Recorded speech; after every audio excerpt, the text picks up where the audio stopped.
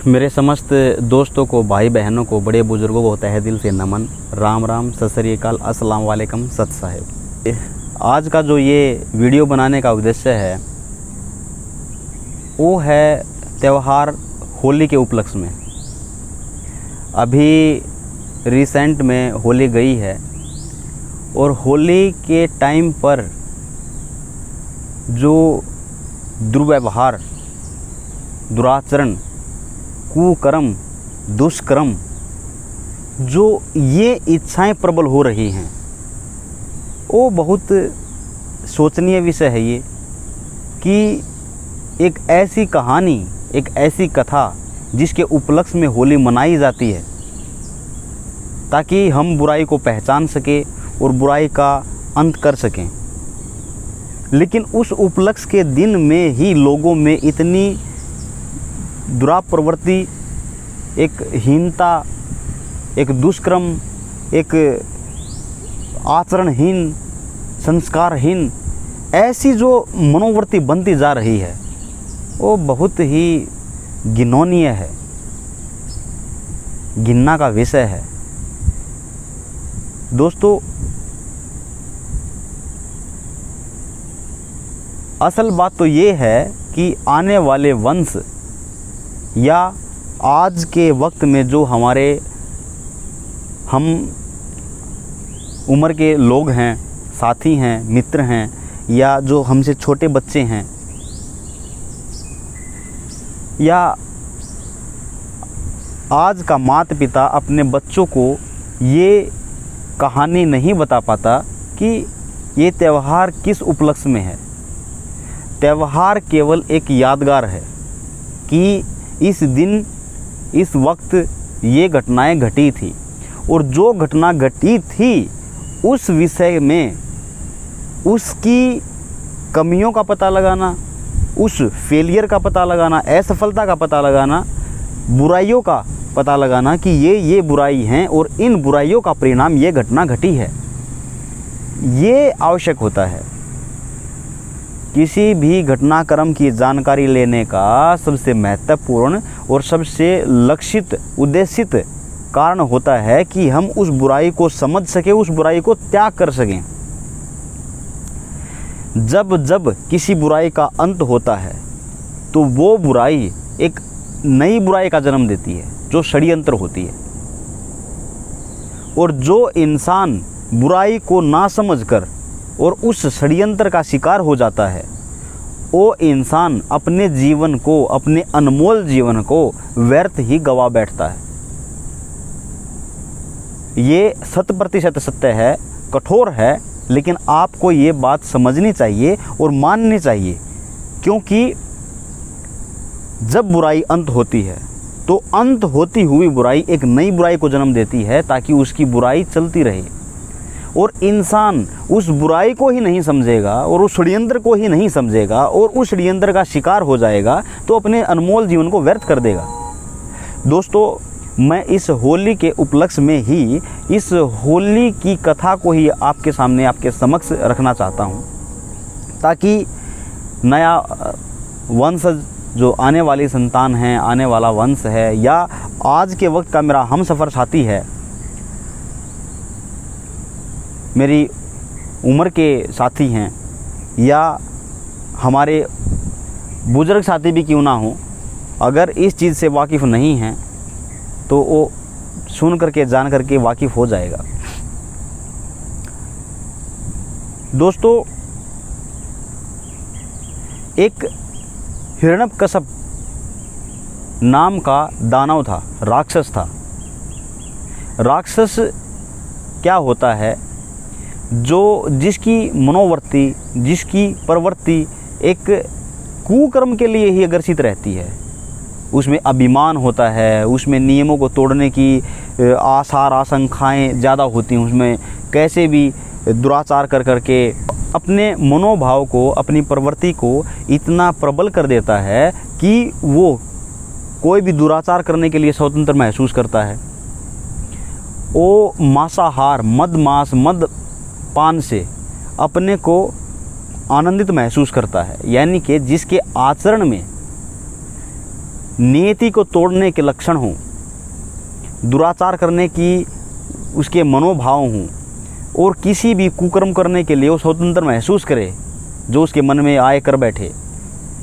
वो किसी भी एक असहाय लोगों को परेशान करने के लिए आनंद महसूस करे, वो मद का सेवन करता हो, मांस का सेवन करता हो, ऐसे आचरण से ग्रस्त इंसान राक्षस प्रवृत्ति के थे। पुराने इतिहास में, पुरानी कथाओं से पता चलता है कि मानव शरीर, मानुष देह, प्राणी, दो प्रवृत्ति होती थी, एक अच्छे विचारों वाले, एक बुरे विचारों वाले। जो अच्छे विचारों के इंसान होते हैं वो अपनी प्रवृत्ति को अच्छा रखते हैं, सहयोग की भाव रखते हैं, मन मंथन नियति से, सदाचार से, आचरण से, नियति से, सिद्धांतों का पालन करने से, वो भक्ति आराधना पूजा साधना करने से वो अपने मनोभाव को एक अच्छे ढंग से, सुयोजित ढंग से व्यवस्थित रखते हैं और अपने जीवन को सफल करने के इस शैली को अपनाकर निरंतर चलते रहते हैं। तो दोस्तों, हिरण्यकश्यप ने भगवान ब्रह्मा जी की आराधना की, स्तुति की, साधना की, उसने तपन किया और उसका परिणाम हुआ, भगवान ने उससे पूछा कि बोलो वत्स, आपको क्या वरदान चाहिए। तो उसने अपने वरदान को मांगने से पहले भगवान को वचनबद्ध किया। वचनबद्ध करके उन्होंने बताया कि मुझे वरदान दीजिए कि मैं दिन में मरूं ना रात में मरूं, घर के अंदर मरूं ना बाहर मरूं, आसमान में मरूं ना ज़मीन पर मरूं, और कोई नर मारे ना पशु मारे। ऐसा विचित्र और अनोखा वरदान पाकर वो अपने घमंड से, अपने अभिमान से वशीभूत हुआ प्राणी इतना आक्रोशित हो गया कि अपने राज्य में उसने घोषणा कर दी कि कोई भी प्राणी तीनों गुणों की भक्ति नहीं करेगा, न ब्रह्मा जी की, ना विष्णु जी की, न किसी महादेव की। जो भी कोई साधना करेगा, आराधना करेगा, पूजा करेगा तो वो मेरे नाम की करेगा, क्योंकि मुझे वरदान मिला है और मैं सर्वशक्तिमान हूँ, भुजाओं की ताकत से संपन्न हूँ। मेरे राज्य में कोई भी किसी भी देव की पूजा नहीं करेगा। उसका कठोर नियम था ये, उसका संविधान जो उसने घोषणा की अपने राज्य में कि मुझको छोड़कर किसी की पूजा नहीं करनी है, आराधना नहीं करनी है, साधना नहीं करनी है। जो कोई भी अगर किसी देव की भक्ति करता मिला तो उसका दंड रहेगा मृत्युदंड। इतना कठोर घोषणा करने के बाद उसने अपने राजस्व में ये घोषणा की कि हर किसी को मेरी भक्ति करनी है, मैं भगवान हूँ। तो दोस्तों, उसने अपने राजस्व में इस घोषणा के बाद में हर एक प्राणी त्राही त्राही से त्रस्त होकर, परेशान होकर व्याकुल था कि वो अपनी आराधना साधना पूजा करने में वो पाबंदित था। तो उसको हिरण्यकश्यप की ही पूजा करनी पड़ती थी। हर एक पुजारी, प्रीस्ट, साधु, संत, वैरागी, सन्यासी, कोई भी प्राणी खुश नहीं था। और जिस इंसान ने इतना कठोर नियम बनाया, उसी के कुल में, उसी के वंश में, उसी की पत्नी अयाधु के गर्भ से उसका ही वंश शुरू हुआ, भगत प्रहलाद से। दानव राक्षस हिरण्यकश्यप का पुत्र अयाधु के गर्भ से जन्म लिया। वो भगत प्रहलाद अपने बाप के संविधान को तोड़कर वो भगवान हरि की भक्ति करता है। और जिसने अपने राजस्व में ये घोषणा कर रखी है कि मेरे को छोड़कर, मुझे छोड़कर किसी भी इंसान ने, किसी भी प्राणी ने किसी भी देव की पूजा नहीं करनी है। जिसको पूजा आराधना साधना करनी है तो मेरे नाम की करनी है। और उसी के कुल में, उसी के वंश में, उसी के घर पे जो उसके नियम का उल्लंघन करने वाला था, प्रहलाद भगत, तो ये उसके मुंह पर तमाचा था, उसका अपमान था। और इस अपमान का प्रतिशोध वो लेना चाहता था। वो अपने पुत्र को ही मृत्युदंड देने के लिए उसी की घोषणा कर देता है। वो बार बार प्रयत्न करता है अपने पुत्र को ही मृत्युदंड देने की, लेकिन श्री हरि उसको हर एक पल उसके रक्षक बनकर आते हैं और उसको मृत्यु से बचाते हैं, उसके सहायक बनते हैं, रक्षक बनते हैं।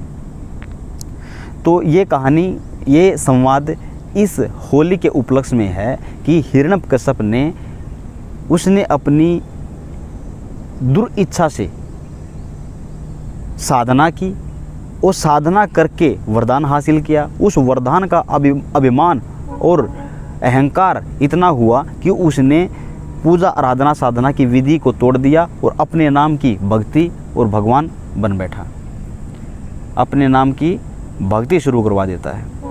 तो दोस्तों, उस परिवार में प्रहलाद भगत का आना और उसके नियमों का खंडन करना और हिरण्यकश्यप के द्वारा अपमानित महसूस करना और उसका प्रतिशोध लेकर उसको मृत्युदंड देना, ये उसका स्वभाव था। हर बार मौत की सज़ा सुनाकर उसको मृत्युदंड देने की कोशिश में उपरास्त हुआ। भगवान श्री हरि ने उसकी मदद की। करने वाला तो पूर्ण परमात्मा होता है। करे करावे साईं आओ मन में लहर उठा, दादू सरदड़ जीव का वो आप बगल हो जा। वो पूर्ण परमात्मा किसी भी भगत पर आँच नहीं आने देता। पूर्ण परमात्मा शक्ति कोई और है, निराली है, सर्व ब्रह्मांडों का रचनहार। वो पूर्ण परमात्मा कोई और है जो सनातन धाम में सनातन परमात्मा है। लेकिन इस मृत लोक में जो त्रिलोकीनाथ हैं, ब्रह्मा जी, विष्णु जी, महेश जी, लोग इन्हीं को सब कुछ मानकर, असंख्य ब्रह्मांडों के मालिक समझकर उसी की भक्ति करने में, इस षड्यंत्र में उलझे हुए हैं। किसी भी साधक को, किसी भी जीव को इस मर्त लोक में बांधे रखने का ये एक मूल कारण है कि उसको असल भक्ति से वंचित कर देना, उनको उन मजबूत नियमों से दरकिनार कर देना। अब देखिए कि त्रिलोकीनाथ, हर कोई बोलता है त्रिलोकीनाथ, तीन लोकों के नाथ, तीन लोकों के स्वामी, तीन लोकों के भगवान।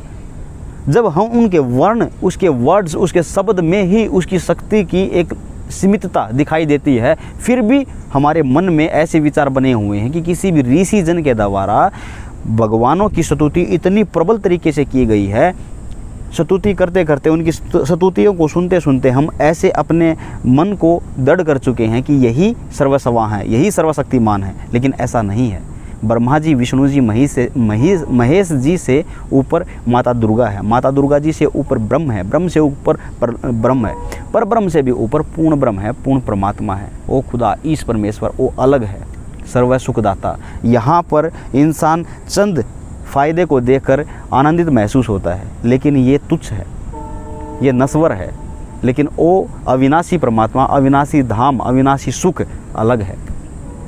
तो दोस्तों, जो यहाँ का जो षड्यंत्र है, उस षड्यंत्र का शिकार होकर के उस बुराई से अंत हुई नई बुराई और नया षड्यंत्र में इंसान फंसकर अपने अनमोल जीवन को व्यर्थ कर देता है।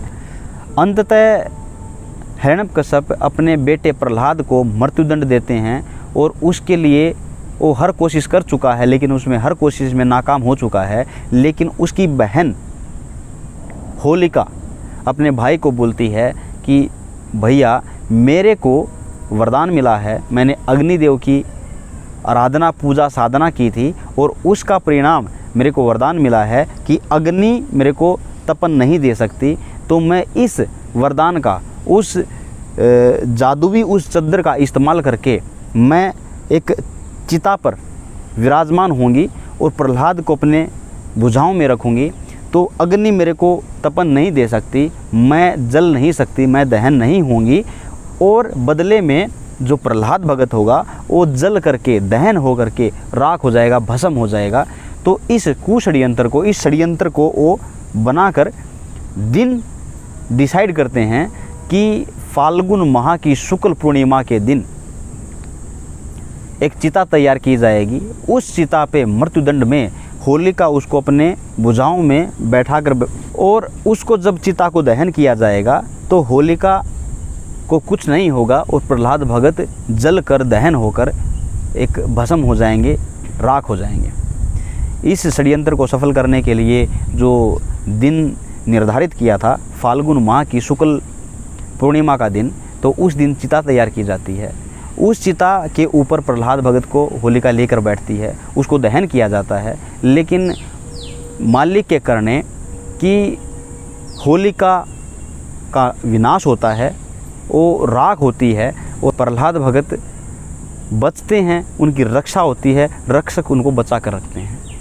तो ये कहानी का श्रेय क्या है कि एक बुराई एक अच्छाई का अंत करना चाहती है।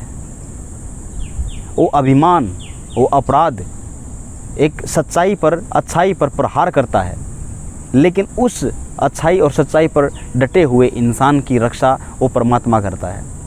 हमको इस कहानी से शिक्षा मिलती है कि अपनी सत्यता, अपनी सच्चाई, अपनी आराधना, साधना, पूजना, विधि, विधान, सिद्धांत, नियति और जो आध्यात्मिक संविधान है उसका अनुसरण करके हमें उस संविधान पर डट कर रहना चाहिए, परमात्मा का अनुसरण करना चाहिए। ये है सत्यता, ये है सच्चाई। बदले में जो बुराई है वो बुराई सच्चाई पर प्रहार करती है, अपनी विजय बनाने के लिए हर षड्यंत्र का इस्तेमाल करती है, हर यंत्र का इस्तेमाल करती है और उससे परमात्मा बचाते हैं। तो होलिका का अंत हो जाता है और प्रहलाद भगत स्वस्थ रहते हैं, उनको कोई आँच तक नहीं आती। अगले दिन फिर उस हिरण्यकश्यप का अंत करने के लिए एक सतम से नरसिंह अवतार धारण करते हैं परमात्मा, जो न तो नर का रूप होता है, न पशु का रूप होता है, न दिन होती है, न रात होती है, सायंकाल का समय होता है, न वो घर के बाहर होते हैं, न उस घर के अंदर होते हैं। उनको पकड़कर और दहलीज पर, जो दहलीज होती है, उस दहलीज पर पकड़कर अपने भुजाओं में और अपने जांघों पर उसको रखा जाता है और अपने नखों से उसके धड़ में डालकर उसके धड़ को फाड़ दिया जाता है। तो भगवान नरसिंह अवतार धारण करते हैं और उस वरदान को खंडित करने के लिए उसको ये रूप बनाना पड़ता है। न इंसान का है, न पशु का है, न दिन है, न रात है, न सुबह है, न शाम है, न बाहर है, ना अंदर है।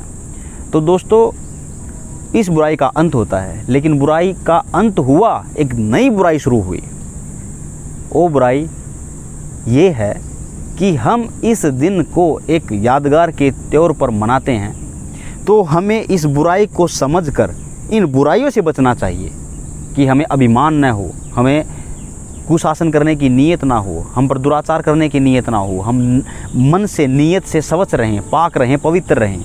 लेकिन जो आज का ये जनमानस है, जो आधुनिकता में हम होली का जो त्यौहार मनाते हैं, वो एक बुराई का अड्डा बन चुका है, कारण बन चुका है। क्योंकि इस दिन हर एक इंसान इंतज़ार करता है कि कैसे अपने इस दिन को मौज मस्ती अयाशी में गुजारा जाए। कोई शराब की पार्टी का व्यवस्था करके रखता है, कोई मद, कोई मांस और कोई किसी चीज़ की व्यवस्था करता है, कोई दुराचार में आकर के अलग से व्यवस्था करता है, कोई अपने मनोभाव में व्यक्त रहता है कि वहाँ जाना, रंग डालना, पानी डालना, किसी को परेशान करना, वो इसको मनोरंजन का साधन समझता है।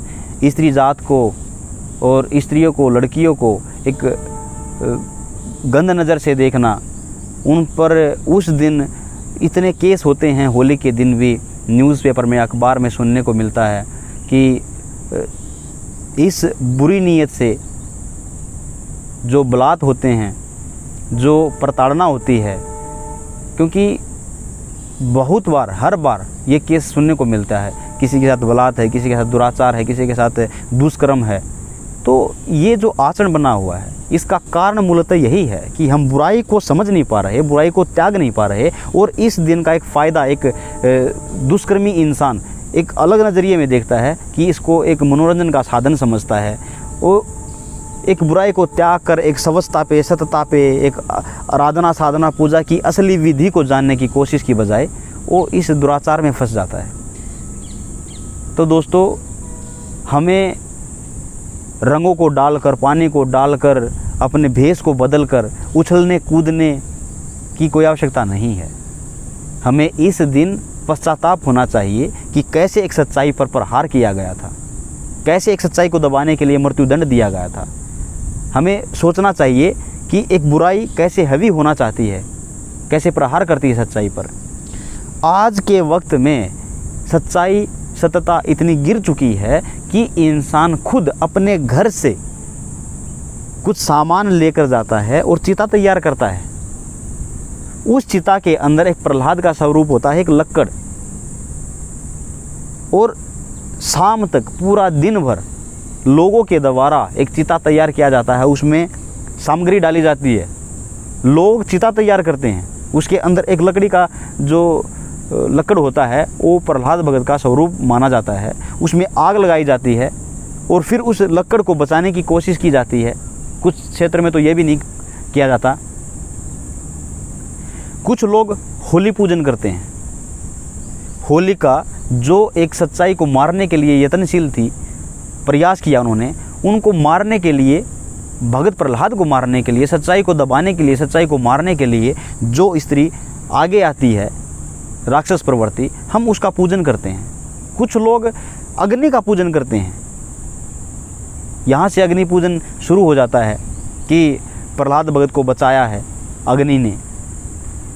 बचाने वाला वो परमात्मा है। किसी का श्रेय, मूल श्रेय किसी आम इंसान को या आम जन को या आम कारण में घोषित नहीं करना चाहिए।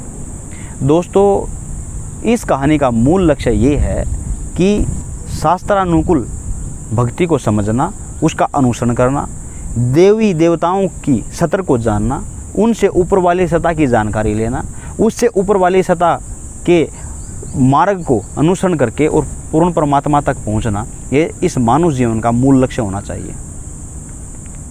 आज के वक्त में जो ये बुराई विकराल रूप ले चुकी है, हर घर में, हर शहर में, हर नगरी में, हर गली में होली के टाइम पर एक दुर्व्यवहार, दुराचार, उनकी मनोवृत्ति, उनके घटनाक्रमों पर उनकी जो ये क्रियाकलाप होता है, उन्हीं से देखने को मिलता है। तो दोस्तों, अपने बच्चों को इस कहानी से अवगत करवाइए, इस कथा से अवगत करवाइए कि होली जो त्यौहार है किस उपलक्ष्य में है। वो केवल ये चिंतन करने के लिए है कि बुराई को समझ के बुराई को त्याग करना, सच्चाई के रास्ते को समझ के, सच्चाई के नियमों को, विधान को समझ करके उसका अनुसरण करना, उस पूर्ण परमात्मा को हासिल करने के लिए कार्यरत रहना। ये एक त्यौहार का मेन उद्देश्य होना चाहिए। लेकिन हम मेन उद्देश्य को भूल चुके हैं, बुराई में लिप्त हो चुके हैं। ज़रूरत है खुद को समझना, खुद को संभालना, और फिर अपनी जो नई संतान है, नई वंश हैं, उनको उस चीज़ से अवगत करवाना, बुराई से बचाना, बुराई से निकालना। दोस्तों, ऐसे गंभीर विषय संवाद को लेकर आपके बीच में आते रहेंगे। जो भक्ति मार्ग में और भक्ति को सफल करने के लिए अति आवश्यक कदम हैं, उनसे अवगत करवाने के लिए हम एक एक करके कदम मिलके आपसे संवादों को आपके समक्ष लेकर आते रहेंगे। इस आध्यात्मिक मार्ग को सफल करने के लिए, मानव जीवन को सफल करने के लिए और अपने जीवन को रूपांतरित करने के लिए, मदद लेने के लिए, मदद पाने के लिए इस रियल रिलीजन चैनल को सब्सक्राइब कीजिएगा, बेल आइकन को प्रेस कीजिएगा, हर वीडियो को लाइक कीजिएगा, अपने दोस्तों में, सगे संबंधियों में, मित्रों में, परम साथियों में शेयर कीजिएगा, ताकि हर एक मित्र एक सच्चाई से अवगत हो सके, उस मर्म ज्ञान से, उस मनोभाव से, उस पूर्ण परमात्मा को पाने के लिए हर एक रास्ते से वाकिफ़ हो सके। तो आप इस वीडियो को सब दोस्तों में शेयर कीजिएगा। तो दोस्तों, मिलते हैं नेक्स्ट वीडियो में किसी मर्म और अच्छे संवाद को लेकर के। तब तक के लिए नमस्कार।